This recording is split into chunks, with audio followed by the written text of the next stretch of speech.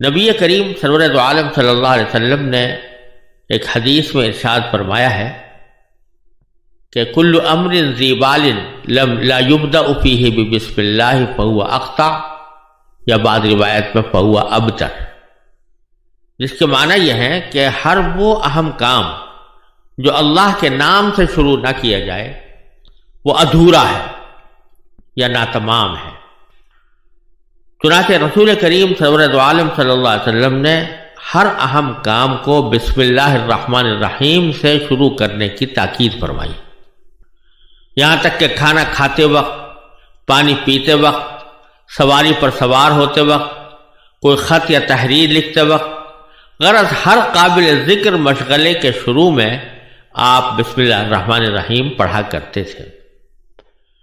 بظاہر تو یہ ایک مختصر سا عمل ہے جسے بعض اوقات ایک رسمی سی کارروائی سمجھ کر لوگ نظر انداز کر دیتے ہیں، لیکن حقیقت میں یہ کوئی رسم نہیں، بلکہ اس سے ایک بہت بنیادی فکر کی آبیاری مقصود ہے۔ یہ ایک ایسی اہم حقیقت کا اعتراف ہے جس کو پیش نظر رکھنے سے زندگی کے تمام مسائل کے بارے میں انسان کا پورا نقطہ نظر اور معاملات طے کرنے کے لیے اس کی پوری اپروچ ہی بدل جاتی ہے، کیونکہ یہ اس بات کا اعلان ہے کہ اس کائنات کا کوئی ذرہ اللہ تعالیٰ کے حکم اور اس کی مشیت کے بغیر حرکت نہیں کر سکتا۔ انسان کو اپنی عملی زندگی میں اسباب کے اختیار کرنے کا حکم ضرور دیا گیا ہے، لیکن نہ تو یہ اسباب خود بخود وجود میں آ گئے ہیں اور نہ ان اسباب میں بذات خود کوئی کارنامہ انجام دینے کی طاقت موجود ہے۔ ذرا سا غور کیجئے کہ جب ہم پانی پینا چاہتے ہیں تو بسا اوقات غفلت اور بے دیانی کے عالم میں پی کر فارغ ہو جاتے ہیں۔ ایک ظاہر بین انسان زیادہ سے زیادہ اتنا سوچ لیتا ہے کہ اسے پانی کہاں سے حاصل ہوا، کس کنویں سے یا دریا سے یا جھیل سے، اور انسان کی پیاس بجھانے کے لیے اللہ تعالیٰ کی قدرت کاملہ نے کائنات کی کتنی قوتیں اس کی خدمت میں لگا رکھی ہیں اور اس کے لیے کیسا عجیب و غریب نظام بنایا ہوا ہے، اس کا دھیان بہت کم لوگوں کو آتا ہے۔ لیکن نہ تو انسان یہ برداشت کر سکتا تھا کہ اس پر ہر وقت بادل چھائے رہیں اور بارش برستی رہے، اور نہ اس میں یہ طاقت تھی کہ وہ سال بھر یہ 6 مہینے کا پانی ایک ساتھ اکٹھا کر کے رکھ سکے۔ لہذا اللہ تبارک و تعالیٰ کی قدرت و حکمت نے یہ انتظام فرمایا کہ بادلوں کا یہ پانی پہاڑوں پر برسا کر اس کے منجمد ذخیرے برف کی شکل میں محفوظ فرما دی۔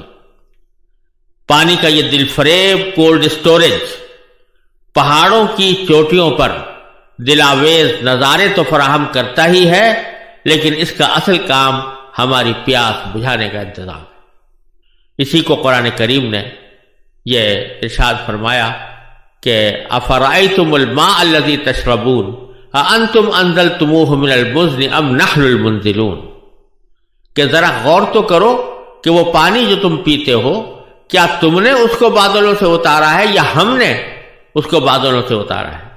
ہم ہیں اس کو بادلوں سے اتارنے والے۔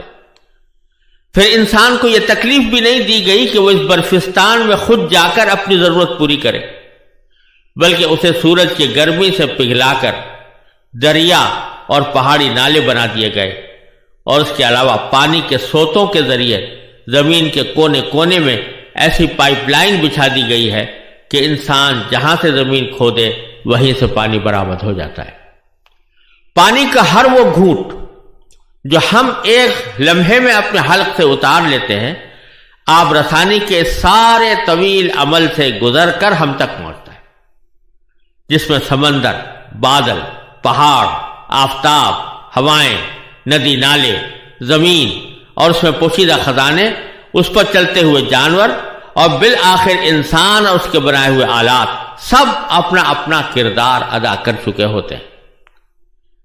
جب حضرت صلی اللہ علیہ وسلم نے یہ تعلیم دی کہ پانی پینے سے پہلے بسم اللہ الرحمن الرحیم کہو، یا کم از کم بسم اللہ ہی کہہ دو، جس کا مطلب یہ ہے کہ اللہ کا نام لے کر پانی پینا شروع کرو، تو در حقیقت اس کا مقصد یہی ہے کہ پانی کی اس نعمت کے استعمال سے پہلے اللہ تبارک و تعالیٰ کے اس احسان عظیم کو یاد کرو جس سے تمہارے ہونٹوں تک پانی کے یہ گھونٹ پہنچانے کے لیے کائنات کی کتنی قوتوں کو تمہاری خدمت میں لگا دیا۔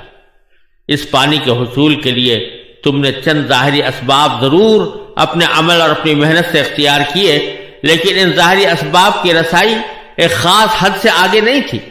اس حد کے پیچھے اللہ تعالیٰ کی ربوبیت کا وہ محیر العقول نظام کام کر رہا ہے جو انسان کے عمل ہی نہیں، اس کی سوچ اور تصور کی پرواز سے بھی بالاتر ہے۔ پھر ایک عام آدمی کو اس سے زیادہ کسی بات سے سروکار نہیں ہوتا کہ اسے پیاس لگی تھی جسے اس نے ایک گلاس پانی پی کر تسکین دے دی، لیکن یہ پانی حلق سے اتر کر کہاں جا رہا ہے اور اس کے جسم کی کیا کیا خدمات انجام دے رہا ہے، اس کی طرف عام طور سے کسی کا دھیان بھی نہیں جاتا۔ ذرا غور سے کام لیں تو در حقیقت ہماری جسمانی مشینری کے ایک ایک پرزے کو پانی کی ضرورت تھی، جس کے بغیر یہ مشینری کام نہیں کر سکتی تھی، لیکن چونکہ عام انسان یہ بھی پتہ نہیں لگا سکتا کہ اس کے جسم میں کب پانی کی مطلوبہ مقدار کم ہو گئی ہے، اس لیے قدرت خداوندی نے اسے پیاس کی شکل میں ایک عام فہم میٹر عطا کر دیا، جو ہر عالم و جاہل، شہری اور دیہاتی، یہاں تک کہ ناسمجھ بچے کو بھی خود بخود یہ بتا دیتا ہے کہ اسے پانی کی ضرورت ہے۔ وہ اسے صرف اپنے ہونٹ اور حلق کی ضرورت سمجھتا ہے اور انہی دو چیزوں کو ترک کر کے مطمئن ہو جاتا ہے کہ پیاس بجھ گئی، لیکن در حقیقت پانی کا اصل فائدہ اس سے کہیں آگے۔ وہ صرف ہونٹ اور حلق کی ہی نہیں بلکہ پورے جسم کی مانگ تھی۔ وہ حلق سے گزر کر جسم کے ہر اس حصے کو سیراب کرتا ہے جسے اپنی زندگی برقرار رکھنے کے لیے اس کی ضرورت تھی، اور اس طرح جسم کی اندرونی پائپ لائن کے ذریعے وہ پانی سر سے لے کر پاؤں تک ضرورت کی تمام جگہوں تک پہنچایا جاتا ہے، اور پھر جتنے پانی کی جسم کو ضرورت ہوتی ہے اتنا جسم میں باقی رہتا ہے، اور باقی حصہ جسم کی دھلائی کرنے کے بعد اپنے ساتھ مضر اجزاء کو بہا کر دوبارہ جسم سے باہر نکل جاتا ہے۔ مشہور ہے کہ ہارون رشید ایک مرتبہ پانی پینے کے لیے گلاس ہاتھ میں لیے ہوئے تھے۔ وہ اس گلاس کو ہونٹوں تک لے جانے لگے تو قریب ہی بیٹھے ہوئے بہلول مجذوب نے ان سے کہا کہ امیر المومنین ذرا ایک لمحے کے لیے رک جائیے۔ ہارون رشید رک گئے تو بہلول نے کہا ذرا بتائیے کہ اگر شدید پیاس کے وقت آپ کو یہ پانی نہ ملے تو آپ اسے حاصل کرنے کے لیے کتنی دولت خرچ کر دیں گے؟ ہارون رشید نے کہا کہ ساری دولت۔ بہلول نے کہا اچھا اب پانی پی لیجئے۔ جب وہ پی کر فارغ ہوئے تو بہلول نے پھر پوچھا کہ امیر المومنین ذرا یہ بھی بتا دیجئے کہ جتنا پانی آپ دن بھر میں پیتے ہیں اگر وہ سارے کا سارا جسم کے اندر ہی رہ جائے اور باہر نہ نکل سکے تو اسے باہر نکالنے کے لیے یعنی پیشاب کرنے کے لیے آپ کتنی دولت خرچ کر دیں گے؟ ہارون نے پھر کہا کہ ساری دولت۔ اس پر بہلول نے کہا کہ آپ کی ساری دولت ایک گلاس پانی کو جسم میں داخل کرنے اور اسے باہر نکالنے کی قیمت بھی نہیں ہے۔ کہنے کو تو یہ ایک لطیفہ ہے، لیکن واقعتاً یہ ایک ایسی سامنے کی حقیقت ہے جو بدیہی ہونے کے باوجود ہماری نظروں سے اوجھل رہتی ہے۔ یہ تو ایک پانی کی مثال تھی۔ روٹی کے نوالے کو لے لیجئے جو ایک لمحے میں آپ حلق سے اتار لیتے ہیں۔ ایک ظاہر بھی نکاح صرف حد تک جاتی ہے کہ ہم نے اپنے کمائے ہوئے پیسوں سے بازار سے آٹا خریدا اور اسے روٹی تیار کر لی، لیکن بازار تک اس آٹے کو پہنچانے کے لیے کائنات کی کتنی طاقتیں سرگرم رہیں اس کی طرف عموماً نگاہ نہیں جاتی۔ انسان کا کام اتنا ہی تو تھا کہ وہ زمین میں ہل چلا کر اس میں بیج ڈال دے، لیکن کون ہے جس نے اس چھوٹے سے بیج میں ایسا پروسیسنگ پلانٹ لگایا ہوا ہے کہ اس میں سے کوپل پھوٹ نکلی؟ کون ہے جس نے مٹی کے دبیز تہوں میں اس کوپل کی پرورش کی اور اسے یہ قوت عطا کی کہ وہ اپنے منحنی جسم کی لچکدار نوک سے زمین کا پیٹ پھاڑ کر نمودار ہو اور ایک لہلہاتی ہوئی کھیتی میں تبدیل ہو جائے؟ پھر کون ہے جس نے اس پر چاند سورج کی کرنیں بکھیری، اسے لہراتی ہوئی ہواؤں کا گہوارہ فراہم کیا، اس پر بادلوں کا شامیانہ تان دیا اور اس کو جھلسنے سے بچایا، اور اس پر رحمت کا مے برسا کر اس کی نشو و نما کی رفتار تیز کر دی، یہاں تک کہ ایک ایک کھیت میں سینکڑوں خوشے اور ایک ایک خوشے میں سینکڑوں دانے وجود میں آ گئے۔ قرآن کریم اسی حقیقت کو یاد دلاتے ہوئے کہتا ہے افرأیتم ما تحرثون اانتم تزرعونہ ام نحن الزارعون، ذرا بتاؤ تو صحیح کہ جو کچھ تم زمین کو گاہ کر اس میں ڈال دیتے ہو کیا تم اسے اگاتے ہو یا ہم ہیں اگانے والے؟ وہ بڑے درجے کے صحابہ کرام میں سے ہیں، بڑے عبادت گزار مشہور تھے۔ وہ فرماتے ہیں کہ ایک مرتبہ حضور نبی کریم سرورت عالم صلی اللہ علیہ وسلم نے مجھ سے فرمایا کہ اذا رأیت الناس یکتنزون الذهب والفضة فاکنز هؤلاء الکلمات، کہ جب تم لوگوں کو دیکھو کہ سونا چاندی جمع کر رہے ہیں، یعنی اسی فکر میں لگے ہوئے ہیں کہ زیادہ سے زیادہ سونا ملے، زیادہ سے زیادہ چاندی ملے، دولت زیادہ ہو جائے، جب تم لوگوں کو اس حالت میں دیکھو تو تم سونا چاندی جمع کرنے کے بجائے ان کلمات کو جمع کرو جو میں تمہیں سکھا رہا ہوں۔ لوگ تو سونا چاندی جمع کر رہے ہوں گے، اسی فکر میں لگے ہوں گے اور اسی پر فخر کر رہے ہوں گے کہ ہمارے پاس اتنا سونا ہو گیا، اتنا چاندی ہو گئی، لیکن تم اس حالت میں بجائے سونا چاندی کی طرف رغبت کرنے کے یہ کلمات میں تمہیں کچھ سکھا رہا ہوں، ان کو یہ سمجھو کہ ان کا خزانہ اکٹھا کرو، یہ خزانہ ہے جو تمہیں دے رہا ہوں۔ کچھ کلمات سکھائے، دعا کے کلمات، اور ان کے بارے میں فرمایا کہ یہ خزانہ ہے جو تمہیں دے رہا ہوں، اس کو جمع کرو۔ اب آپ اندازہ لگائیے کہ جس چیز کو حضور نبی کریم صلی اللہ علیہ وسلم خزانہ قرار دے رہے ہیں کہ سونے چاندی کے خزانے کے مقابلے میں یہ خزانہ بڑا زبردست ہے جو تمہیں دے رہا ہوں، اس کو اپنے پاس محفوظ رکھو۔ تو وہ کچھ دعائی یا کلمات ہیں جو نبی کریم صلی اللہ علیہ وسلم نے سکھائے۔ فرمایا وہ کلمات یہ ہیں کہ اللہم انی اسألوک الثبات فی الامر وعظیمت الرشد واسألوک شکر نعمتک وحسن عبادتک واسألوک لسانا صادقا وقلبا سلیما وخلقا مستقیما واسألوک من خیر ما تعلم وَأَعُوذُ بِكَ مِن شَرِّ مَا تَعْلَمُ إِنَّكَ أَنْتَ عَلَّامُ الْغُيُوبِ۔ یہ کلمات ہیں جو سکھائے حضور نبی کریم صلی اللہ علیہ وسلم نے حضرت شداد ابن اوس کو، اور یہ فرمایا کہ یہ سونے چاندی کے خزانے سے زیادہ بہتر ہے کہ اس خزانے کو جمع کرو۔ کیا دعائیں ہیں؟ پہلی دعا یہ ہے کہ اللہم انی اسألوک الثبات فی الامر، اے اللہ میں آپ سے تمام معاملات میں استقامت چاہتا ہوں، استقامت مانگتا ہوں۔ پہلی چیز جو مانگی اور اس کو خزانہ قرار دیا وہ یہ کہ میں آپ سے مانگتا ہوں استقامت، یعنی جو بھی اچھا کام ہو، جو بھی اچھی چیز ہو، جو بھی اچھا کام ہو، اس میں مجھے استقامت عطا فرما دیجئے کہ میں اس کو پابندی کے ساتھ ادا کروں اور کسی کے ڈرائے میں نہ آؤں، کسی کے دھمکائے میں نہ آؤں، کسی کے ہنسی مذاق اڑانے کی پرواہ نہ کروں اور وہ کام کرتا رہوں۔ یہ معنی ہے ثبات فی الامر کے۔ بعض اوقات کسی کام کا شروع کرنا مشکل نہیں ہوتا،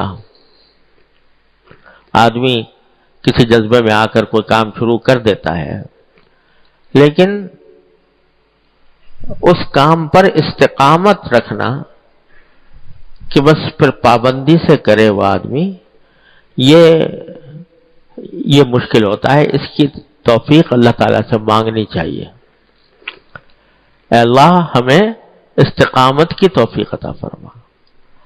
بہت سے لوگ ہوتے ہیں کہ کسی وقت جوش میں آ کر، جذبے میں آ کر کوئی اچھا کام شروع کر دیا، لیکن بعد میں کسی نے مذاق اڑا دیا، کسی نے کوئی ڈرا دھمکا دیا، کسی نے کوئی جملہ فقرہ چست کر دیا، اس میں جا کر پھر پھسل گئے، یا اور کسی کی کہنے میں نہیں، خود اپنے نفس اور شیطان کے بہکاوے میں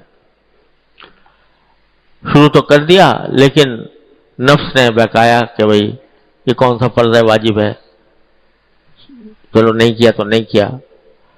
اس کے نتیجے میں آدمی جو ہے وہ پھسل جاتا ہے اور استقامت سے دور چلا جاتا ہے۔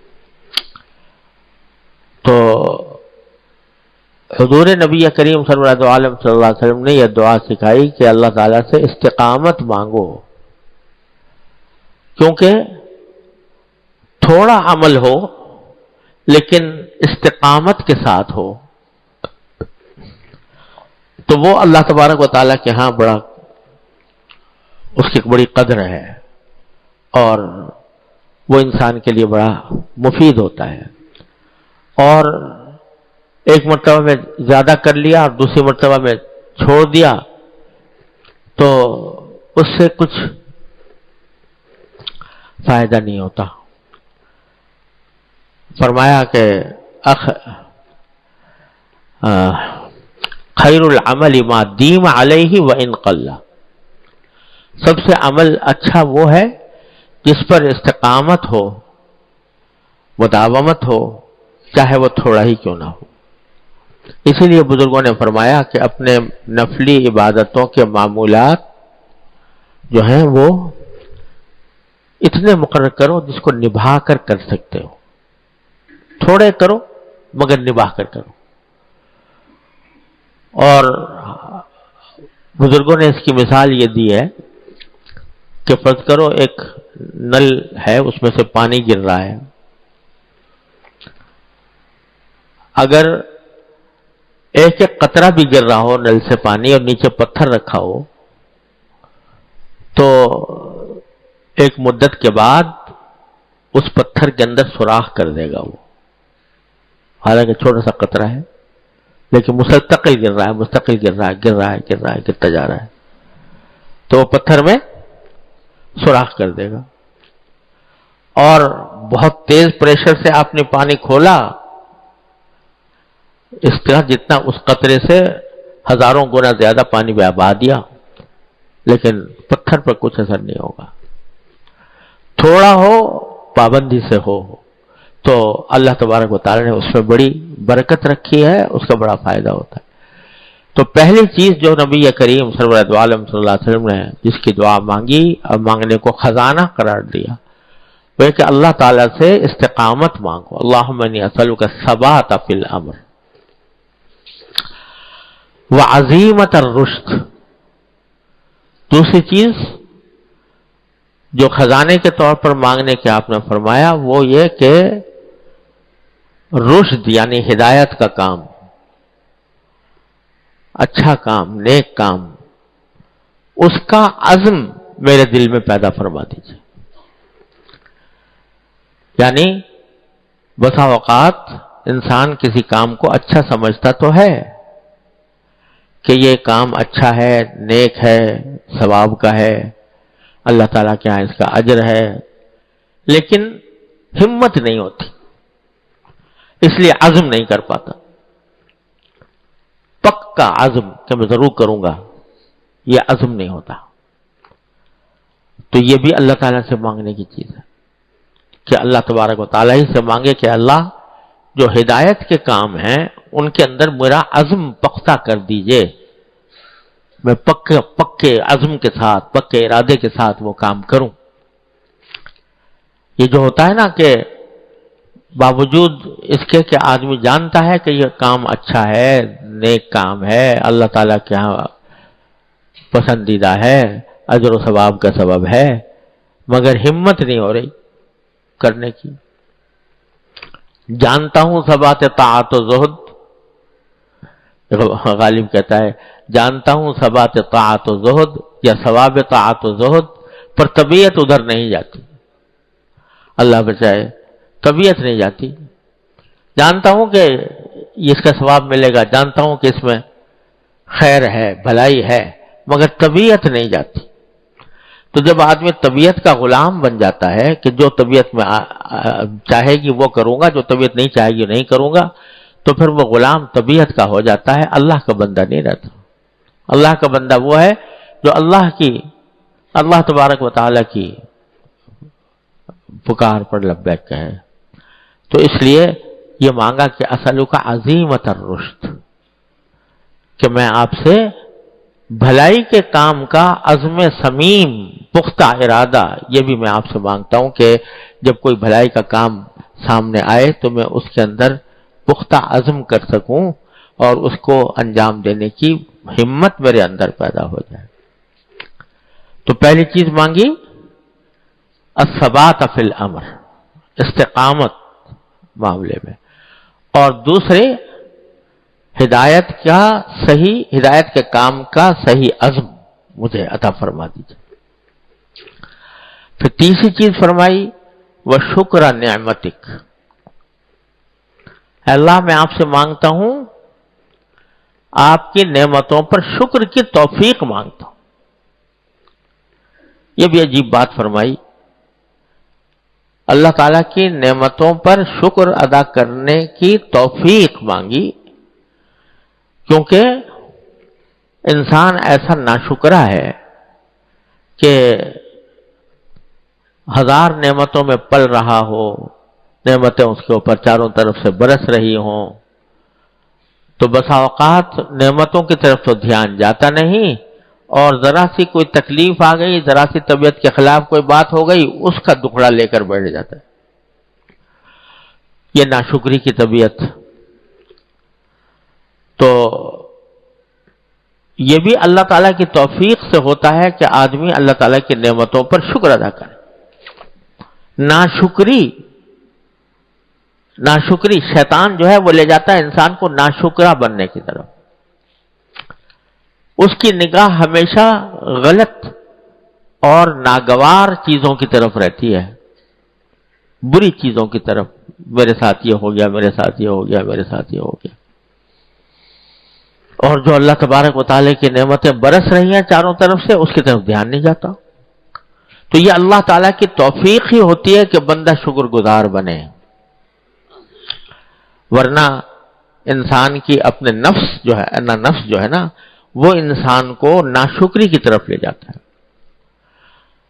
چنانچہ قرآن کریم نے فرمایا وَقَلِيلٌ مِّنْ عِبَادِيَ الشَّكُورُ، حضرت داؤد علیہ السلام کو اللہ تعالیٰ نے ساری سلطنتیں، بڑی زبردست سلطنت عطا فرمائی تھی، ساری دنیا کی نعمتوں سے نوازا تھا، اور پھر فرمایا اعملوا آل داؤد شکرا، کہ اے آل داؤد شکر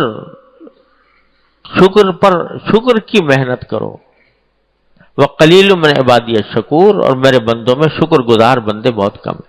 اللہ تعالیٰ شکایت فرما رہے ہیں میں کہ میرے بندوں پر اتنی نعمتیں نازل کرتا ہوں، سر سے لے کر پاؤں تک نعمتوں میں ڈوبے ہوئے ہوتے ہیں، میں نے ان کو بینائی ان کو دی، میں نے سماعت ان کو دی، بولنے کی طاقت ان کو دی، ان کو طاقت ان کو عطا فرمائی، رزق ان کو عطا فرمایا، زندگی ان کو عطا فرمائی، مگر نعمتوں کی طرف تو دھیان نہیں کرتے، اور ذرا سی تکلیف آ جاتی ہے تو اس کو لے کے بیٹھ جاتے ہیں۔ قلیل من عبادی الشکور، میرے بندوں میں بہت کم ہے شکر گزار۔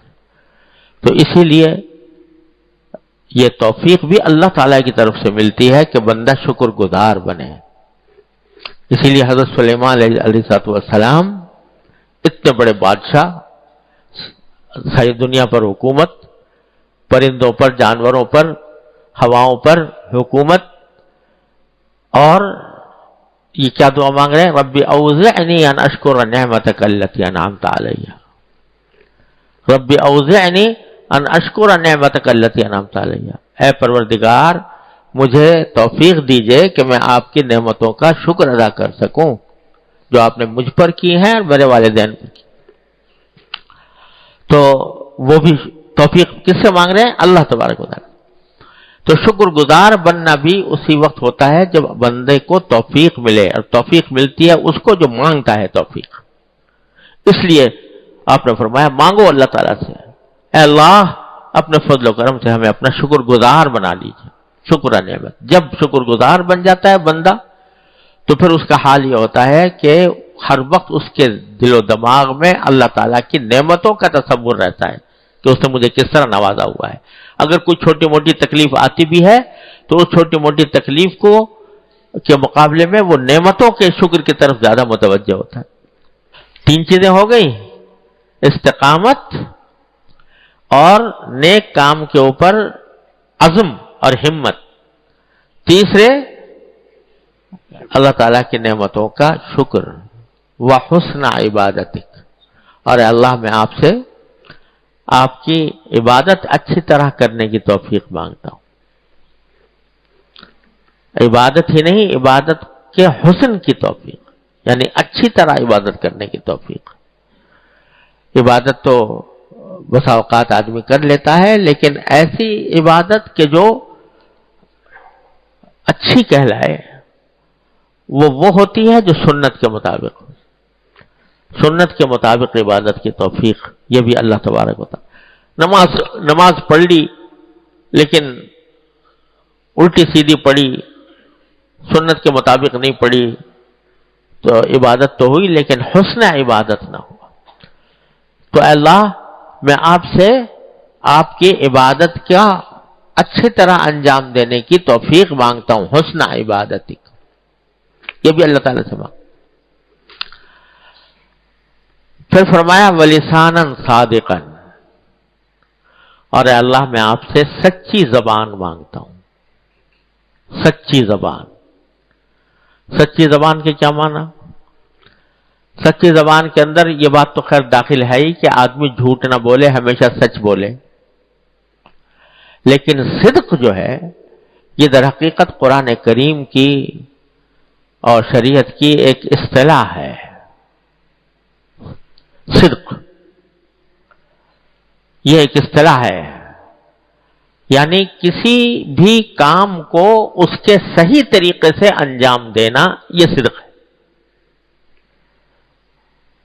2 چیزیں ہیں جو اللہ تبارک و تعالیٰ سے اللہ تعالیٰ ان سب کی توفیق عطا فرمائے. عبادات میں اور اللہ تعالیٰ کی طاعت میں ایک صدق چاہیے، ایک اخلاص چاہیے.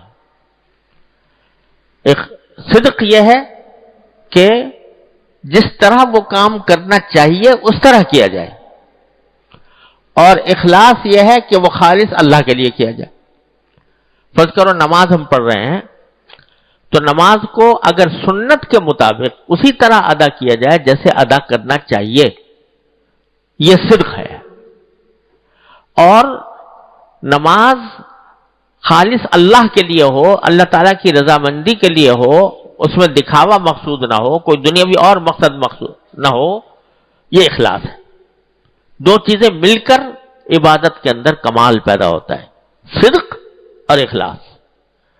اب دیکھو جیسے بہت سے حضرات بدعات کا ارتکاب کرتے ہیں، بدعتیں جو دین میں ان کی کوئی اصل نہیں ہے، ان کو دین سمجھ کے کر رہے ہیں، 30واں 10واں 40واں وغیرہ وغیرہ، جو بہت سی بدعات کا ارتکاب لوگ کرتے ہیں. اب اس میں تیجے میں کیا ہو رہا ہے؟ قرآن شریف پڑھ رہے ہیں، تلاوت ہو رہی ہے، لیکن تلاوت تو ہو رہی ہے لیکن چونکہ سنت کے مطابق نہیں ہو رہی، اس واسطے صدق نہیں، اخلاص ہے، کر رہے ہیں اللہ ہی کے لیے، لیکن طریقہ صحیح نہیں ہے. طریقہ وہ نہیں ہے جو سنت نے سکھایا، طریقہ وہ ہے جو اپنی طرف سے گھڑ لیا. تو جو اپنی طرف سے گھڑ لیا وہ بدعت بن گیا. تو جو آدمی وہ کام کرے گا چاہے اخلاص سے کر رہا ہو، اخلاص تو ہے لیکن صدق نہیں ہے. صدق یہ ہے کہ جو عبادت بھی، جو کام بھی کیا جائے وہ اس کے صحیح طریقے سے کیا جائے، یہ صدق ہے، یہ سچائی ہے. تو بدعات میں بسا اوقات خلوص ہوتا ہے. لوگ مثلا عید میلاد النبی پہ جلوس نکال رہے ہیں، چلو اگر اس جلوس میں اور خرافات نہ ہو، لیکن جلوس نکالنا بذات خود اس کو عبادت سمجھنا، اس جلوس نکالنے کو عبادت سمجھنا، یہ بدعت ہے۔ کہیں نہ نبی کریم صلی اللہ علیہ وسلم سے ثابت، نہ صحابہ کرام سے ثابت، نہ کسی اور صحیح کتاب و سنت سے ثابت، اور اس کو عبادت سمجھ کے کر رہے ہیں۔ بہت سے لوگ اس جلوس کو جو نکال رہے ہیں وہ خلوص کے ساتھ، ان کا جذبہ یہی ہے کہ حضور اقدس صلی اللہ علیہ وسلم سے محبت، آپ کے ساتھ تعلق، آپ کی تو خلوص تو ہے لیکن صدق نہیں ہے، کیونکہ طریقہ جو ہے محبت کے اظہار کا وہ نہیں ہے جو نبی کریم صلی اللہ علیہ وسلم اور آپ کے صحابہ کرام نے سکھایا، یہ صدق نہیں۔ تو جب یہ کہا فرمایا کہ اے اللہ مجھے صدق والی زبان عطا فرما، یعنی سچی زبان عطا فرما، صدق والی زبان عطا فرما، تو اس میں صرف اتنی بات نہیں ہے کہ وہ سچ بولے، یہ تو ہے ہی سچ بولے، لیکن زبان کا جو صحیح استعمال کا طریقہ ہے وہ سارا اس میں آ گیا، کہ وہ زبان کبھی غیبت نہ کرے، وہ زبان کبھی کسی پر بہتان نہ لگائے، وہ زبان کبھی کسی کی دل آزاری نہ کرے، وہ زبان کبھی گالی گلوچ نہ کرے، وہ زبان جو فحش باتیں نہ کرے، یہ ساری باتیں آ گئی لساناً صادقاً میں، سچی زبان، صدق والی زبان، یعنی جس کام کے لیے میرے مولا نے یہ زبان پیدا کی ہے، جس کام کے لیے اللہ تبارک و تعالیٰ نے زبان بنائی ہے، یہ زبان اسی میں استعمال ہو، اس کے خلاف استعمال نہ ہو، تو یہ لساناً صادقاً ہے، یہ سچی زبان ہے۔ اس لیے سرکار دو عالم صلی اللہ علیہ وسلم اس سچ کو مانگنے کے لیے بھی اللہ ہی سے مانگو کہ اللہ یہ زبان جو ہے میری سچی ہو جائے، اس کا استعمال اسی جگہ ہو جہاں آپ چاہتے ہیں، اس کا استعمال غلط نہ ہو، یہ جھوٹ نہ بولے، یہ غیبت نہ کرے، یہ کسی پر بہتان نہ لگائے، یہ کسی کی دل آزاری نہ کرے، کسی کو ستائے نہیں، گالم گلوچ نہ کرے، ساری باتیں آ گئی لساناً صادقاً۔ اے اللہ میں آپ سے صادق زبان مانگتا ہوں، وَقَلْبًا سَلِيمًا، اور فرمایا قلباً سلیماً، ارے اللہ میں آپ سے سلامتی والا دل مانگتا ہوں، قلباً سلیماً، سلامتی والا دل۔ کیا جامع الفاظ ہیں سرکار دو عالم صلی اللہ علیہ وسلم کے، ایک ایک لفظ جو ہے وہ کائنات سمیٹے ہوئے ہے معانی کی، کہ دل ایسا ہو جو سلامتی والا ہو۔ سلامتی والا دل کون سا ہوتا ہے؟ جس میں خیالات بھی اچھے آتے ہیں، جس میں جذبات بھی اچھے پرورش پاتے ہیں، جس کے اندر ارادے بھی صحیح پیدا ہوتے ہیں، وہ ہے قلب سلیم۔ اور جس میں بات بھی وہ سمجھ میں آتی ہے جو صحیح ہوتی ہے، اور غلط بات سے وہ ابا کرتا ہے، انکار کرتا ہے، وہ قلب سلیم ہوتا ہے۔ اللہ بچائے مت الٹی ہو جائے کسی کی، تو اچھائی بھی برائی نظر آتی ہے، برائی بھی اچھائی نظر آتی ہے۔ اللہ تعالیٰ محفوظ رکھے۔ یہ گناہوں کی ایک نحوست یہ ہوتی ہے، گناہوں کی ایک نحوست یہ ہوتی ہے کہ بندے کی عقل ماری جاتی ہے، اور وہ دل جو سمجھ رکھتا ہے وہ ٹیڑھا ہو جاتا ہے، اور اچھی چیز کو برا سمجھتا ہے، بری چیز کو اچھا سمجھتا ہے، یہ اس کے اندر یہ بات پیدا ہو جاتی ہے۔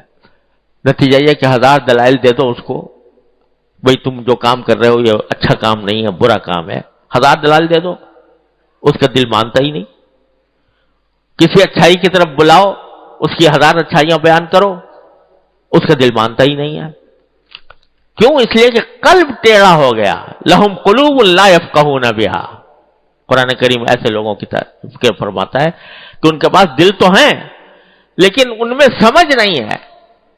لہم قلوب لا یفقہون بہا ولہم آذان لا یسمعون بہا، کان ہیں مگر صحیح بات سننے کی صلاحیت خالی ہے۔ لیکن جب قلب سلیم عطا ہوتا ہے، اللہ تبارک و تعالی ہم سب کو اپنے فضل کرم سے عطا فرما دے، جب قلب سلیم عطا ہوتا ہے تو ہمیشہ اچھی بات سمجھ میں آتی ہے، صحیح بات سمجھ میں آتی ہے، بری بات، غلط بات سے دل انکار کرتا ہے کہ یہ چیز ٹھیک نہیں ہے۔ تو جب اللہ تبارک و تعالی قلب سلیم عطا فرما دیتے ہیں تو باتیں بھی اچھی ذہن میں آتی ہیں، راستے بھی اچھے نکلتے ہیں۔ تو تو اس لیے سرکار دو عالم صلی اللہ علیہ وسلم نے فرمایا کہ مانگو اللہ تعالیٰ سے، اے اللہ میں آپ سے قلب سلیم مانگتا ہوں، سلامتی والا دل مانگتا ہوں، جو اچھی باتیں سوچے، اچھی باتوں کے ارادے اس کے دل میں پیدا کرے، اچھے جذبات دل میں لائے، اچھے خیالات دل میں لائے، ایسے قلوب۔ اللہ اکبر کبیرہ۔ تو قلبا سلیما، اور فرمایا وخلقا مستقیما، اور ایسے اخلاق جو سیدھے راستے پر چلنے والے اخلاق، ایسے اخلاق جو مجھے سیدھا راستہ دکھائیں، سیدھے راستے پر لے جائیں۔ اور پھر فرمایا کہ وَأَسْأَلُكَ مِنْ خَيْرِ مَا تَعْلَمُ، عجیب جملہ ارشاد فرمایا، یہ ساری باتیں مانگ لی، کیا کیا مانگا ذرا پھر تازہ کریں۔ استقامت مانگی، عزیمت مانگی، یعنی اچھی باتوں کا عزم اور ہمت مانگی، اللہ تعالیٰ کی نعمتوں پر شکر مانگا، اللہ تعالیٰ کی عبادت کا حسن مانگا، اللہ تعالیٰ اور زبان صادق مانگی، اور سلامتی والا دل مانگا، اور استقامت والے اخلاق مانگے۔ سب کچھ مانگ لیا، لیکن پھر بھی کیا کہتے ہیں؟ وَأَسْأَلُكَ مِنْ خَيْرِ مَا تَعْلَمُ، یا اللہ جو میری سمجھ میں آیا وہ تو میں نے مانگ لیا، جو میری سمجھ میں آیا اچھائیاں وہ تو میں نے مانگ لی، لیکن کتنی اچھائیاں ایسی ہیں جو جن کی طرف میرا ذہن نہیں جا گیا، اور آپ کے علم میں ہیں، آپ کے علم ازلی میں ہیں۔ تو اسألک من خیر ما تعلم، اے اللہ آپ کے علم میں جتنی اچھائیاں ہیں میرے حق میں آپ کے علم میں جتنی اچھائیاں ہیں اے اللہ وہ بھی مانگتا ہوں۔ اسألک من خیر ما تعلم، یعنی بندے نے اپنی شکستگی کا ہتھیار ڈالنے کا اعتراف کر کے اللہ تبارک و تعالیٰ کے اوپر چھوڑ دیا کہ اللہ میں کیا مانگوں گا، جتنی میری سمجھ میں آ رہا تھا وہ تو مانگ لیا، لیکن آپ کی نظر میں جو خیر ہے میرے لیے، کیا کیا چیزیں خیر ہیں میں اس کا تصور بھی نہیں کر سکتا، آپ ہی آپ کے علم ازلی میں وہ باتیں موجود ہیں، اے اللہ وہ بھی مانگتا ہوں۔ اسألک من خیر ما تعلم، کیا یہ پیغمبر ہی مانگ سکتا ہے؟ اللہ تبارک و تعالیٰ کا محبوب ہی مانگ سکتا ہے۔ اسألک من خیر ما تعلم وَأَعُوذُ بِكَ مِنْ شَرِّ مَا تَعْلَمُ، اور اللہ ساری برائیوں سے میں پناہ مانگتا ہوں، لیکن بہت سی برائیاں ایسی ہیں جو مجھے پتہ ہی نہیں کہ یہ برائی ہے، مجھے نہیں معلوم کس چیز میں میرے لیے برائی ہے، کس چیز میں میرے لیے اچھائی ہے، تو اللہ جو آپ کے علم میں برائی ہے اس سے میں پناہ مانگتا ہوں، جو میرے حق میں بری ہیں ان سے میں آپ کی پناہ مانگتا ہوں۔ اِنَّكَ أَنْتَ عَلَّامُ الْغُیُوبِ، آپ ہی عالم الغیب ہیں، سب سے بڑے آپ ہی جاننے والے ہیں، لہذا یہ کلمات ہیں دعا کے جو سرکار دو عالم صلی اللہ علیہ وسلم نے شداد ابن اوس رضی اللہ تعالیٰ عنہ کو سکھائے، اور یہ فرمایا کہ لوگ سونا چاندی جمع کر رہے ہوں گے تم یہ کلمات جمع کر لو۔ یعنی یہ جو کلمات جمع کرنے کا کیا معنی؟ جمع کر لو کیا معنی؟ معنی یہ کہ ان کو یاد بھی کر لو اور یہ مانگتے رہو اللہ میاں سے۔ خزانہ تو وہ ہوتا ہے نا آدمی جمع کر کے رکھتا ہے، تو یہ خزانہ جمع کر کے رکھو۔ جمع کیسے کرو گے؟ کہ یاد کرو، اور یاد کر کے ان کو بار بار اللہ تبارک و تعالیٰ کی بارگاہ میں مانگتے رہو۔ جیسے خزانے والا جو ہوتا ہے وہ بار بار کھول کے دیکھتا ہے، خوش ہوتا ہے کہ دیکھو یہ خزانہ میرا رکھا ہوا ہے، جمع مالم وعددہ، اس کی گنتی کرتا رہتا ہے۔ لیکن یہ خزانہ میں تمہیں دے رہا ہوں، اس کو محفوظ بھی رکھو اور مانگتے رہو، کیونکہ اس سے بڑا خزانہ کوئی اور ہے نہیں۔ ارے بھائی ساری نعمتیں، ساری دنیا کی اچھائیاں، ساری دین کی اچھائیاں اس میں جمع ہو گئی، اس کے بعد پھر اتنی بھی نہیں، وہ ساری اچھائیاں بھلائیاں جو اللہ تبارک و تعالیٰ کے علم میں ہیں، بندے کے تصور میں بھی نہیں آ سکتی، وہ ساری اس میں موجود ہیں۔ اس لیے فرمایا کہ لوگ سونا چاندی جمع کر رہے ہوں گے، تم ان کی جگہ ان کلمات کا خزانہ بناؤ، ان کو خزانہ بنا کر جمع کرو۔ تو بھائی اللہ تبارک و تعالیٰ اپنے فضل و کرم سے، اپنی رحمت سے ہم سب کو یہ خزانہ عطا فرما دے۔ اللہ تعالیٰ اپنی رحمت سے خزانہ عطا فرما دے، یاد کر لو اس کو، کوئی زیادہ لمبی چوڑی نہیں ہے.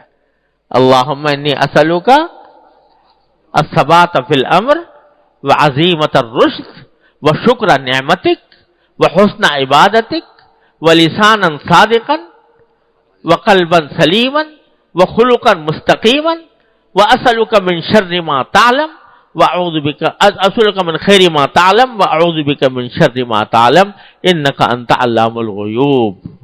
یہ خزانہ ہے جو دے کر گئے نبی کریم صلی اللہ علیہ وسلم. اس کو یاد بھی کر لو اور اس کو اپنے دعاؤں کا ایک حصہ بنا لو، اور صبح شام کی دعاؤں میں، نمازوں کے بعد کی دعاؤں میں اس کو شامل کرو، اور ان باتوں کا تصور کر کے جو بھی میں نے عرض کی ہیں کہ کیا نعمتیں ہیں اللہ تبارک و تعالیٰ کی، ان کا تصور کر کے مانگو. انشاءاللہ ثم انشاءاللہ جو بندہ یہ مانگے گا تو سرکار دو عالم صلی اللہ علیہ وسلم کا دیا ہوا خزانہ ہے، انشاءاللہ وہ امیر ترین شخص ہوگا. یہ وہ صورت ہے جو قرآن کریم کی سب سے لفظوں کے اعتبار سے سب سے چھوٹی صورت ہے، اور تقریباً ہر مسلمان کو یاد ہوتی ہے. لفظوں کے اعتبار سے یہ چھوٹی سی صورت ہے، لیکن اس میں نبی کریم سرور دو عالم صلی اللہ علیہ وسلم کی عظمت کا بھی بیان ہے، اور ایک بہت بڑے عظیم پیغام بھی، دو بڑے عظیم پیغام بھی اس میں دیے گئے ہیں. یہ سورت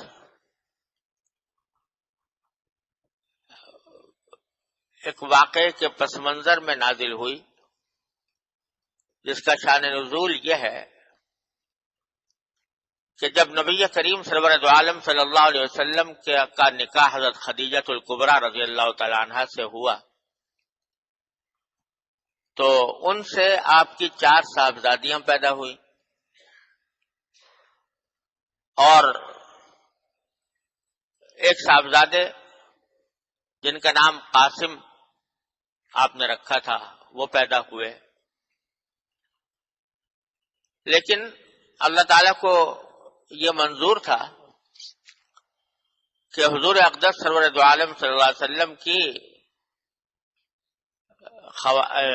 لڑکیاں، آپ کی صاحبزادیاں، وہ تو الحمدللہ زندہ رہیں اور انہوں نے طویل عمر پائی، لیکن صاحبزادے بچپن ہی میں انتقال کر گئے.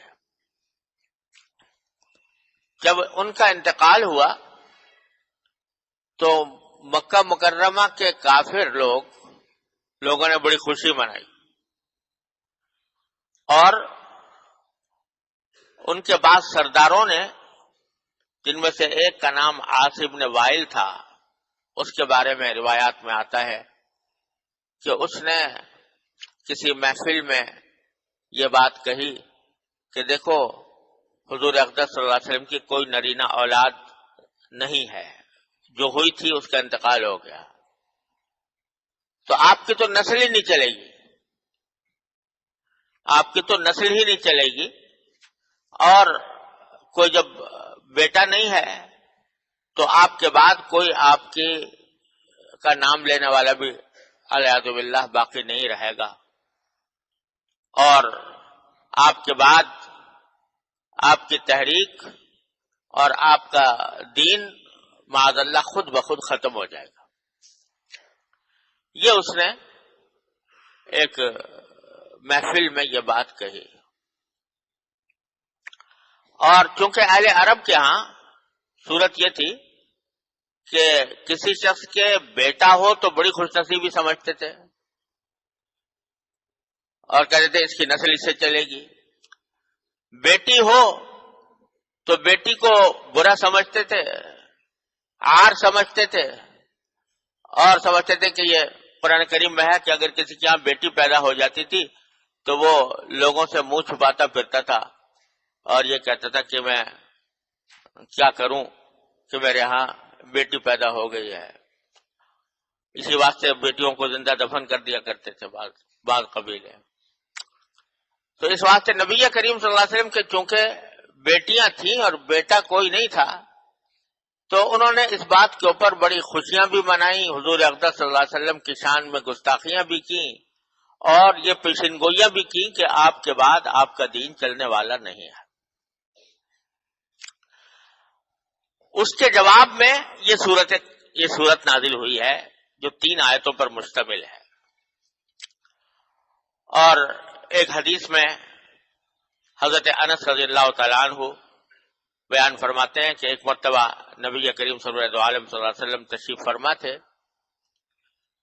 تو آپ کے اوپر ایک کیفیت طاری ہوئی، وہ کیفیت جو وحی کے نازل ہونے کے وقت طاری ہوا کرتی تھی۔ جب آپ پر وحی نازل ہوتی تھی تو آپ کے اوپر کچھ ایک غشی کسی کیفیت طاری ہو جایا کرتی تھی، تو وہ کیفیت آپ پر طاری ہوئی، اور جب آپ سے وہ کیفیت دور ہوئی تو آپ نے تبسم فرمایا، مسکراتے ہوئے صحابہ کرام کو دیکھا۔ صحابہ کرام نے پوچھا کہ یا رسول اللہ، آپ کس بات پر مسکرا رہے ہیں، کس بات پر خوشی کا اظہار فرما رہے ہیں؟ تو آپ نے فرمایا کہ ابھی ابھی مجھ پر ایک سورت نازل ہوئی ہے، اور پھر خود یہ سورت پڑھ کر سنائی صحابہ کرام کو، انا اعطیناک الکوثر فصل لربک وانحر ان شانئک هو الابتر۔ فرمایا کہ انا اعطیناک الکوثر،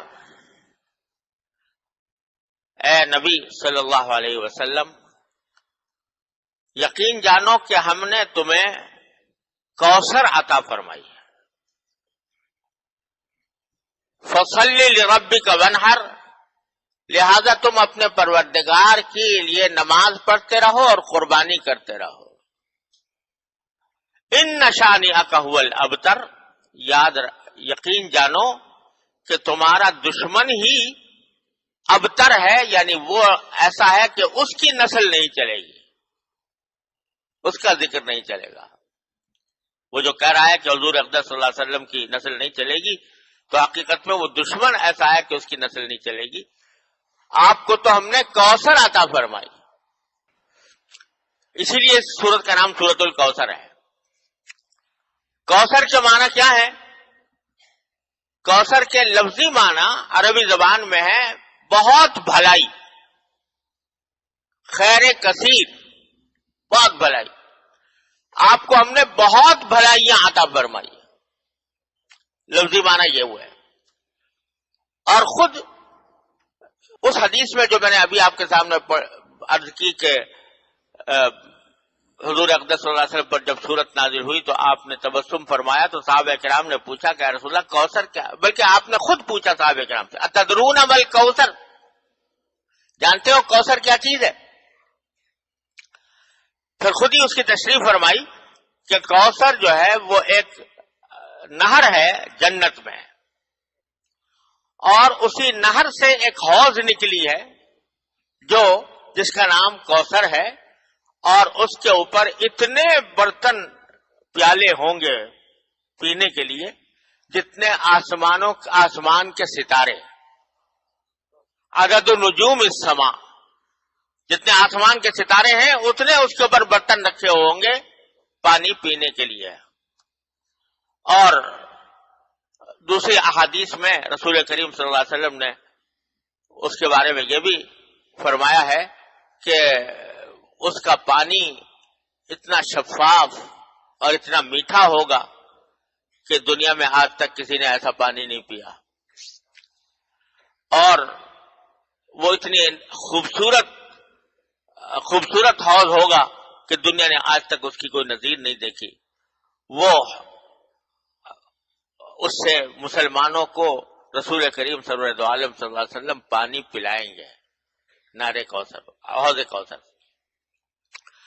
یہاں یہ سمجھ لیں کہ نہر تو ہے جنت میں، نہر کوثر، اور یہ حوض کوثر جو ہے یہ میدان حشر میں ہوگی، جب لوگ زندہ کیے جائیں گے اور سب کو میدان حشر میں جمع کیا جائے گا، تو آپ سب لوگ جانتے ہوں گے کہ اس وقت افراتفری کا عالم ہوگا، نفسی کا عالم ہوگا، گرمی شدید ہوگی، بے انتہا لوگ گرمی کی وجہ سے پریشان ہوں گے، پسینے میں شرابور ہو رہے ہوں گے، اس حالت میں یہ حوض میدان حشر کے اندر نبی کریم سرور دو عالم صلی اللہ علیہ وسلم کو عطا فرمائی جائے گی، اور یہ حوض ایسی ہوگی کہ اس کے اوپر جنت سے 2 پرنالے گر رہے ہوں گے. جنت کی جو نہر کوثر ہے اس سے 2 پرنالے گر رہے ہوں گے جو اس حوض کو بھر رہے ہوں گے، اور نبی کریم سرور دو عالم صلی اللہ علیہ وسلم اس میں لوگوں کو، اپنی امت کے لوگوں کو وہاں سے پانی پلا رہے ہوں گے. فرمایا کہ انا اعطیناک الکوثر، یقین جانو ہم نے تو تمہیں کوثر عطا کی ہے. کیا مانا کہ کہنے والے بدبخت یہ کہہ رہے ہیں کہ آپ کے بعد آپ کا نام لینے والا کوئی نہیں رہے گا اور آپ کی نسل نہیں چلے گی. ارے آپ کی نسل تو اس طرح چلے گی اور آپ کے نام لیوا اس طرح دنیا میں زندہ رہیں گے کہ جب حوض کوثر پر آپ کھڑے ہوں گے تو ریلے کے ریلے آپ کے متبعین کے وہ آ رہے ہوں گے آپ سے پانی پینے کے لیے، اور آپ ان کو پانی پلا رہے ہوں گے، حوض کوثر سے پانی پلا رہے ہوں گے. انا اعطیناک الکوثر. اسی حدیث میں رسول کریم صلی اللہ علیہ وسلم یہ بھی ارشاد فرمایا کہ میری امت کے جو لوگ ہیں وہ اس سخت گرمی کے عالم میں حوض کوثر پر آئیں گے اور پانی پئیں گے، اور جو شخص ایک مرتبہ پانی پی لے گا تو اس کے بعد اس کو وہ شدید پیاس کی تکلیف کبھی نہیں ہوگی، وہ ایسا پانی ہوگا. لیکن فرمایا کہ کچھ لوگ اس پانی کی طرف اور حوض کوثر کی طرف آ رہے ہوں گے تو میں دیکھوں گا کہ فرشتے ان کو پیچھے ہٹا رہے ہیں کہ پیچھے ہٹ جاؤ، یا نہیں آؤ. حالانکہ دیکھنے میں وہ میری امت کے لوگ ہوں گے، تو میں ان سے فرشتوں سے کہوں گا کہ یہ تو میری امت کے لوگ ہیں، پھر ان کو آپ کیوں حوض کوثر سے ہٹا رہے ہیں؟ تو اس کے جواب میں فرشتے کہیں گے کہ انک لا تدری ما احدثوا بعدک، آپ کو پتہ نہیں ہے کہ آپ کے دنیا سے چلے جانے کے بعد انہوں نے کیا کیا کام کیے تھے. انہوں نے کیا کیا کام کیے تھے؟ انہوں نے گویا کفر اختیار کر لیا تھا یا نفاق میں مبتلا ہو گئے تھے. لہذا اگرچہ یہ آپ کی امت کے افراد تو ہیں، لیکن چونکہ یہ آپ کے بعد مرتد ہو گئے، کافر ہو گئے یا منافق رہے، اس واسطے ان کو اس حوض کوثر پر آنے سے روکا جا رہا ہے. اللہ تعالیٰ ہر مسلمان کو اس سے محفوظ رکھے. اللہ تعالیٰ ہر مسلمان کو وہاں پر حاضری کی توفیق عطا فرمائے. لفظ تو یہ ہے کہ تم نہیں جانتے، کہ آپ نہیں جانتے کہ انہوں نے آپ کے بعد کیا راستہ اختیار کیا تھا. یہ ڈرنے کا مقام بھی ہے. اللہ تبارک و تعالیٰ ہم سب کو اس انجام سے محفوظ رکھے، اس کفر سے، اس شرک سے، نفاق سے، ایسی باتوں سے جو نبی کریم صلی اللہ علیہ وسلم کی حوض کوثر پر جانے سے رکاوٹ بن جائیں. بہرحال آیت کریمہ نے فرمایا انا اعطیناک الکوثر، ہم نے آپ کو یہ کوثر عطا کی ہے. اور یہ کوثر خود اس بات کی دلیل ہے کہ آپ کا نام قیامت ہی نہیں، قیامت کے بعد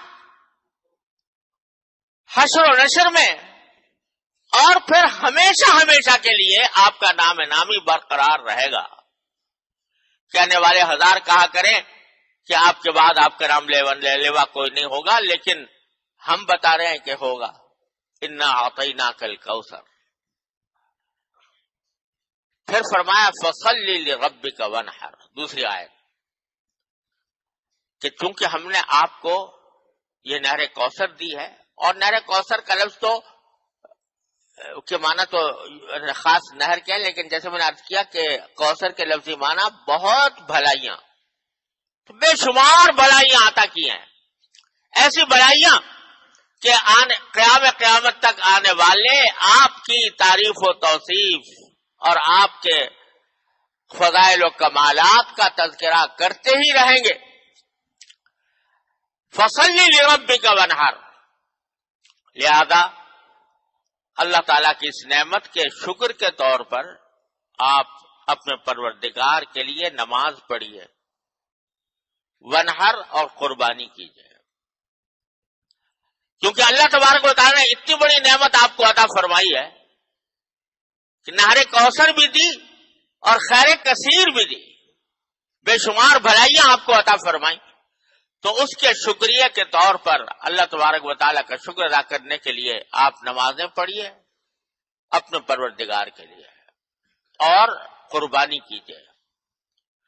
مقصد یہ ہے کہ اپنے آپ کو اللہ تعالیٰ کی عبادت میں مصروف کر لیجیے، دشمنوں کے کہنوں کی پرواہ نہ کیجیے. دشمن جو زبان درازیاں کر رہے ہیں اس کی طرف دھیان نہ دیجیے، آپ تو اپنے کام میں لگے رہیے، اور وہ ہے اللہ تبارک و تعالیٰ کی عبادت. تو اس میں عبادتوں میں سب سے عظیم عبادت ہے نماز، لہذا نماز کا ذکر فرمایا. اور قربانی کا ذکر اس لیے فرمایا کہ کافر مشرک لوگ جو تھے وہ قربانیاں بتوں کے نام پر کیا کرتے تھے. قربانی تو وہ بھی کرتے تھے لیکن بتوں کے نام پر، یہ ہم بتوں کو خوش کرنے کے لیے لات کو، عزا کو، حبل کو، منات کو، جو انہوں نے اپنے اپنے بت بنا رکھے تھے، طرح طرح کے نام ان کے رکھے ہوئے تھے، ان کے نام پر قربانیاں کیا کرتے تھے. تو نبی کریم صلی اللہ علیہ وسلم کو تعلیم دی گئی کہ آپ اپنے پروردگار کے لیے، اللہ کے لیے قربانی کیجئے، تاکہ ان بت پرستوں کے غلط طریقے کے بجائے صحیح طریقہ آپ دنیا کے سامنے پیش کریں کہ قربانی تو بے شک برحق ہے لیکن قربانی وہ اللہ کے لیے ہونی چاہیے.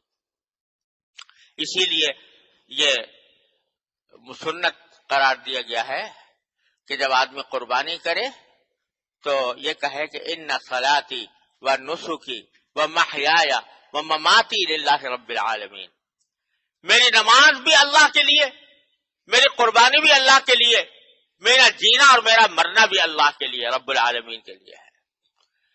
تو دو باتیں اس آیت سے معلوم ہوئی.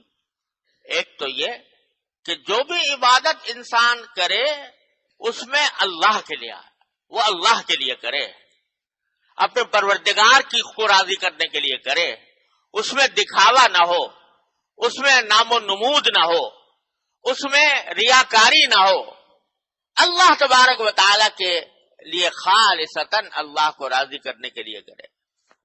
تھوڑا سا عمل ہو، چھوٹا سا عمل ہو، لیکن اخلاص کے ساتھ ہو، اللہ تبارک و تعالیٰ کی رضامند جوئی کے لیے ہو، تو چھوٹا سا عمل بھی بڑا کارآمد ہے، اللہ تعالیٰ کے ہاں اس کی بڑی قیمت ہے. اور بڑا عمل ہو دیکھنے میں لیکن اللہ کے لیے نہ ہو، دکھاوا مقصود ہو، نام و نمود مقصود ہو، شہرت حاصل کرنا مقصود ہو، یا دنیا کا کوئی اور مقصد پیش نظر ہو، تو اس بڑے سے بڑے عمل کی بھی اللہ تعالیٰ کے ہاں کوئی قیمت نہیں.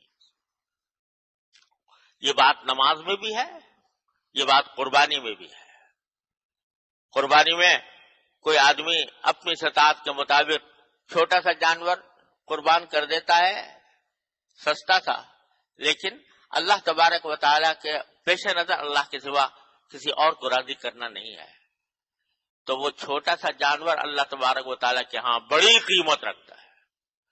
اور لاکھوں روپے کا جانور خرید لیا اور پیش نظر یہ ہے کہ دنیا واہ واہ کرے کہ بھی بڑا شاندار جانور لے کر آئے اور بڑا شاندار جانور قربان کیا ہے، تو اللہ بچائے اگر نام و نمود مقصود ہو تو وہ لاکھوں روپے کی قربانی بھی اکارت ہے، بیکار ہے، اس کا کوئی فائدہ نہیں. تو ایک بات تو یہ فرمائی کہ نماز ہو یا قربانی ہو، فصلی لربک، اپنے پروردگار کے لیے کرو جو کچھ کرنا ہے، دنیا داری کے لیے نہیں کرو. اور دوسری بات یہ فرمائی، دوسرا اشارہ اس میں یہ ہے، یہ جو فرمایا فصلی لربک، کیونکہ ہم نے آپ کو کوثر عطا فرمائی ہے لہذا نماز پڑھو.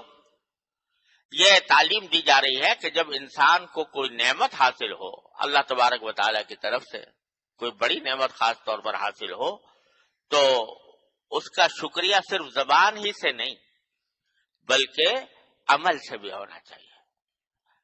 زبان سے تو چھوٹے سا ہر وقت کوئی وقت ایسا نہیں ہے جس پہ اللہ تبارک و تعالیٰ کی کوئی نہ کوئی نعمت انسان کی طرف متوجہ نہ ہو. ہم زندہ بیٹھے ہیں یہی نعمت ہے. ہم صحت مند ہیں اللہ تعالیٰ کا شکر ہے, کوئی بیماری نہیں ہے یہ نعمت ہے. آنکھیں کام کر رہی ہیں یہ نعمت ہے. کان کام کر رہے ہیں نعمت ہے. زبان کام کر رہی ہے نعمت ہے. اس سب چیزوں پر شکر ادا کرتے, زبان سے بھی کرتے رہو اللہم لک الحمد لک الشکر اللہم لک الحمد لک الشکر. لیکن جب کوئی بڑی نعمت حاصل ہو تو پھر اس کا شکر یہ ہے کہ اللہ تبارک و تعالیٰ کے لیے نماز پڑھو شکرانے کے طور. یہ جو کہا جاتا ہے شکرانے کے نفل پڑھے, فلاں فائدہ حاصل ہوا یا فلاں نعمت ملی, تو پہلا کام یہ کرنا چاہیے آدمی کو کہ جس مالک نے وہ یہ نعمت ادا فرمائی ہے اس کے حضور حاضر ہو کر کم از کم دوگانا شکر کا تو ادا کر دے کہ یا اللہ آپ نے اپنے فضل و کرم سے یہ نعمت ادا فرمائی, لہذا میں آپ کا شکر ادا کرتا ہوں اور شکر کے طور پر نماز پڑھتا ہوں. تو شکرانے کی نماز جو ہے یہ بھی ایک بڑی عبادت ہے, اور جس نعمت پر شکرانے کی نماز پڑھی جائے امید یہ ہے کہ انشاءاللہ اللہ تعالیٰ اس نعمت میں اور اضافہ فرمائیں گے. لئن شکرتم لأزیدنکم, اگر تم شکر ادا کرو گے تو میں تمہاری نعمتوں میں اور اضافہ کروں گا. شکر گزار بنو, اور شکر گزار بننے کا ایک بہترین طریقہ یہ ہے کہ جب کوئی بڑا فائدہ حاصل ہو, بڑی نعمت حاصل ہو تو اللہ تعالیٰ کے سامنے نماز پڑھو.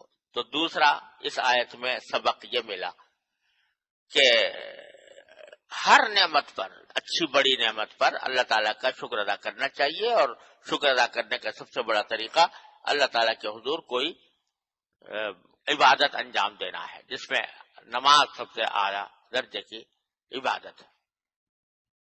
پھر آخر میں فرمایا کہ ان شانئک ھو الابتر, آپ تو اپنے کام میں مشغول رہیے, اللہ تعالیٰ کی عبادت میں مشغول رہیے.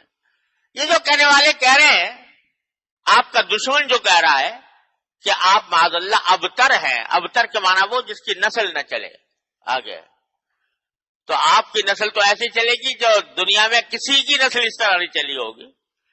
اب تمہارا جو آپ کا جو دشمن ہے جو یہ بات کہہ رہا ہے وہ ایسا مقتول نسل ہے, اس کی نسل اس طرح ختم ہو جائے گی کہ اس کا کوئی نام لینے والا بھی باقی نہیں رہے گا.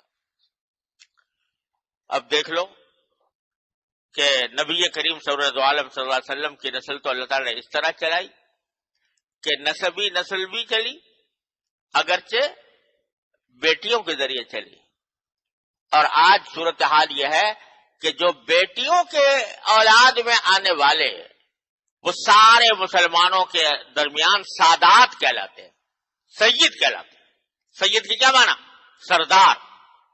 سادات میں سے ساری مسلم دنیا ان کی عزت کرتی ہے اور ان کو ایک مقام دیتی ہے کہ یہ سید ہیں, یہ اشراف میں سے ہیں, یہ سرکار دو عالم صلی اللہ علیہ وسلم کی اولاد میں سے ہیں, لہذا ان کا احترام کیا جاتا ہے, ان کی عزت کی جاتی ہے, ان کو سر پر بٹھایا جاتا ہے, ان کا نام ہی سید رکھ دیا گیا ہے.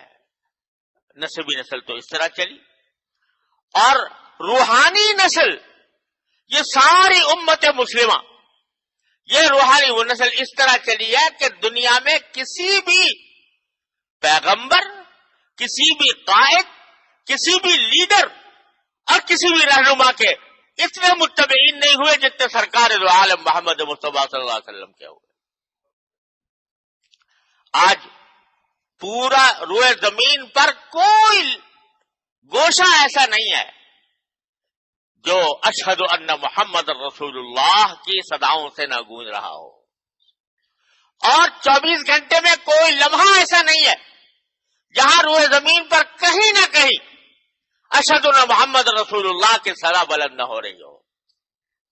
24 گھنٹے میں کوئی لمحہ ایسا نہیں ہے. اس وقت بھی کہیں نہ کہیں اذان ہو رہی ہوگی, کہیں فجر کی, کہیں ظہر کی, کہیں عصر کی, کہیں مغرب کی, کہیں عشاء کی. روئے زمین پر ہر وقت ایک نیا وقت داخل ہوتا رہتا ہے نماز کا, اور اس میں اذان ہوتی رہتی ہے. تو کوئی لمحہ ایسا نہیں جس میں سرکار دو عالم صلی اللہ علیہ وسلم کی عظمت اور تقدیس کے ترانے نہ گائے جا رہے ہوں، اور جس میں سرکار دو عالم صلی اللہ علیہ وسلم کی عظمت کا بیان نہ ہو رہا ہو. یہ اللہ تبارک و تعالی نے نبی کریم صلی اللہ علیہ وسلم کو یہ مقام عطا فرمایا جو اس کائنات میں کسی مخلوق کو میسر نہیں ہوا. تو کہنے والے ہزار کہا کریں، گستاخیاں کیا کریں، معاذ اللہ اپنی زبانیں خراب کیا کریں، اپنی عاقبت خراب کیا کریں، لیکن اللہ تبارک و تعالی نے آپ کو وہ مقام بخشا ہے کہ رہتی دنیا تک بلکہ دنیا کے بعد بھی آپ کا تذکرہ، آپ کی تعریفیں، آپ کا کہ عظمت و تقدیس کا بیان جاری رہے گا. ان نشانی حق، اور یہ جو ہے ان کا کوئی نام لیوا بھی نہیں ہو.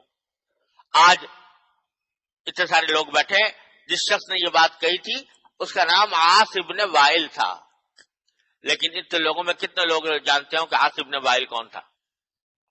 عاص ابن وائل کا نام جاننے والے بھی موجود نہیں، اور نام اگر رہا بھی ان کا تو برائی کے ساتھ رہا، اور خود رسول کریم صلی اللہ علیہ وسلم کی احادیث میں نام آیا تو باقی رہ گیا، ورنہ نہ کوئی جاننے والا ہے اس کی اولاد کون تھی، نہ اس کے جاننے والا کہ اس کے نسل کس طرح چلی، اور نہ اس کو کوئی اچھائی کے ساتھ یاد کرنے والا آج دنیا میں موجود ہے. اللہ تبارک و تعالی نے یہ دکھا دیا آنکھوں سے، اس وقت دکھا دیا جبکہ دیکھنے میں عاص ابن وائل کا توتی بولتا تھا، اس کے سرداری کے ترانے گائے جاتے تھے، اور یہ محسوس ہوتا تھا کہ اس کا شہرت کا سورج کبھی غروب نہیں ہوگا.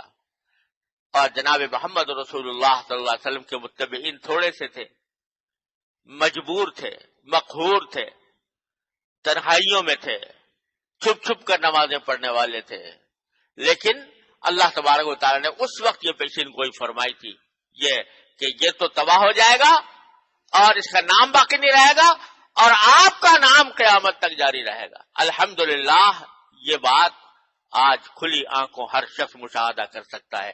اللہ تبارک و تعالیٰ اپنے فضل و کرم سے ہمیں جناب محمد رسول اللہ صلی اللہ علیہ وسلم کی تشریف آوری کی نعمت کو قدر کرنے کی توفیق عطا فرمائے، اور آپ کے تعلیمات پر عمل کی توفیق عطا فرمائے. وآخر دعوانا الحمدللہ رب